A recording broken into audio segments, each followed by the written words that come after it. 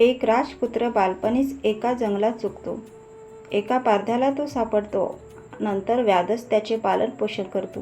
तो राजपुत्र स्वतःला पारध्याचा मुलगा समजून जंगलात अत्यंत गरिबीत आणि कष्टाचे जीवन जगत मोठा होतो. एके दिवशी राजाचा एक वृद्ध मंत्री जंगलातून जात असताना त्या तरुणाला पाहतो. त्याच्या राजेशाही मुद्रा आणि लक्षणावरनं मंत्री त्याला ओळखतो.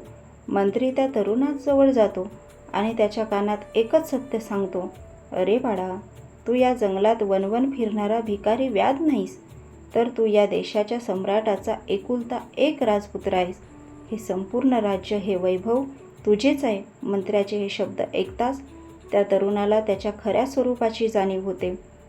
त्याचे हे वैभव आधीपासूनच होते, फक्त त्याला त्याचे स्मरण नव्हते. आपली अवस्थाही या राजपुत्रासारखीच आहे.